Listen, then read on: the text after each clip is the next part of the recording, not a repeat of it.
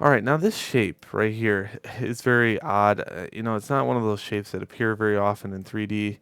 I don't use this shape very often. It is a box. This is not this shape right here or this shape, which both fail. They both fail for the fact that they have um, an extraordinary triangle at the top, or extraordinary vertice that meets, and then there's a bunch of triangles that go down. So I don't bother with that one, and I certainly don't bother with this one either because this is the very same thing. It's just lower res. So usually, if I want to make a shape like this, just real quick, if you haven't taken my modeling course, what I do is take all the vertices on a box and shrink them in. Okay? So very basic. But and I also included an edge loop in here because it makes it easier to UV, and I'll show you why. So oftentimes we insert edge loops sometimes as a texture artist just to UV a little faster. And that would be definitely one of those cases that I would insert an edge loop there. So first off, we're going to attack it based upon a planar map. Okay. And then we know that we can't stack the shells. So no, at the bottom, I'm just going to grab all the faces that correspond with the bottom and do another planar map. This planar map I'm just going to set to the side. And now I should have two. I have the top and I have this one. Okay. And you notice the UVs on the bottom are very square and the ones on the top have this drag going onto them. Well, that's because it's a slippery slope. As you go down, the texture gets more and more stretched based upon this degree of incline.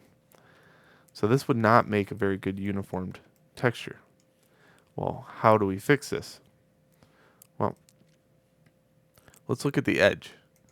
Let's grab this edge. And we're going to have to grab this edge. We're going to have to do that for all sides. So this is going to take a second. Hold shift to grab the next one. Shift to grab the little tiny one. Shift, shift. Shift. Shift. Okay, so what I'm going to do is cut this. Notice I did not cut it here. Okay, I left it alone. Now, what I'm going to do is make it so I highlight these first and then do an unfold. Okay, then I'm going to grab the bottom ones and do an unfold. Then I'm going to grab these two and do an unfold, and these two only, and do an unfold. And wow, that looks a lot better. All my ones and zeros are straight. They're square too. So in this case, this represents perfectly why you might want to make a seam. Okay, in this case, you now have a good uniform texture, and it stretches quite well. Okay, let's go to shell. Just kind of move this one out of the way.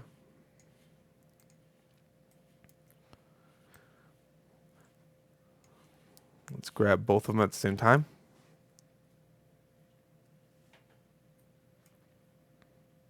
Scale them together. And you're going to find out that this is very awkward.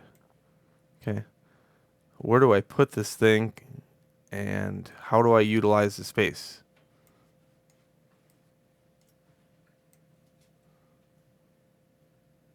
If I put this one here and this shell down here, what's the advantage of this? Well, I can tell you there's really no advantage whatsoever.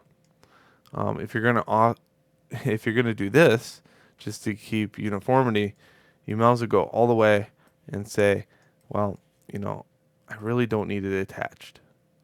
And here's the advantage of that. Check this out. So I'm going to also cut it right here.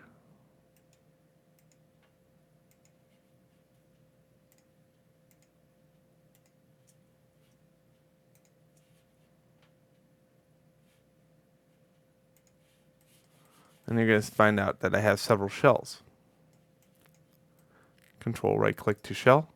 I have this shell, this shell, this shell. I'm going to sew this back together right here because, one of them can have this square. So I'm just going to move and sew, and there we go. All right, well, let's see what advantages it takes. Well, now I'm starting to think about space. I'm going to rotate this one around. I'm going to rotate this one around.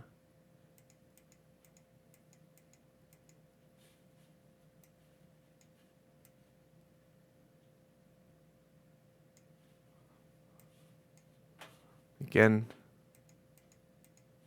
and you can kind of see what I'm doing here. I'm building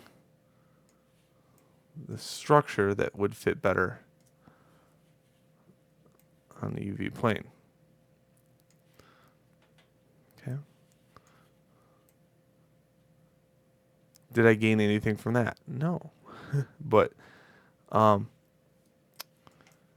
you can certainly move these around. These don't have to be so close together. You can take up the space. And this is where you might want to play around with layout, because layout might figure out something. Again, with layout, just make sure you have the non-bounding box and none on. And this time I'm just going to pick 2048 mapping and apply. Did that figure out a better way to do it?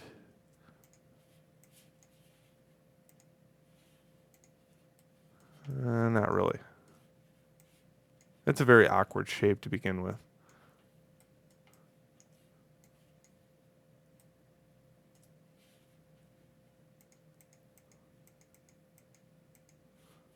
But between, automatic layout and your human brain, you could probably figure out a good way to do that.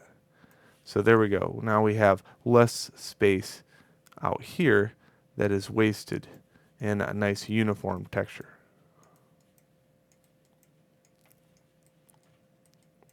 Okay, again, harder concept. And very rarely does it come up, but it's very good to kind of know what we're doing here. And I guess it is a good example of how to make this so it doesn't waste a whole lot of space, because that's our number one concern, is wasting space is bad. That's the first thing I nail as an instructor, is like, hey, you got some space here, why don't you scale up a shell? But I know as an instructor also that I wouldn't want to scale up this shell if I'm putting a uniform texture on, because as you'll see in the last video, I'm going to apply maybe a sand material or a brick material to all of these, and you're going to find out that they stretch really nice and go right against the shape and automatically blend very nicely. Okay. Okay, so this one's a total different story because now we have some curves going on. So in the next video, we'll look at that.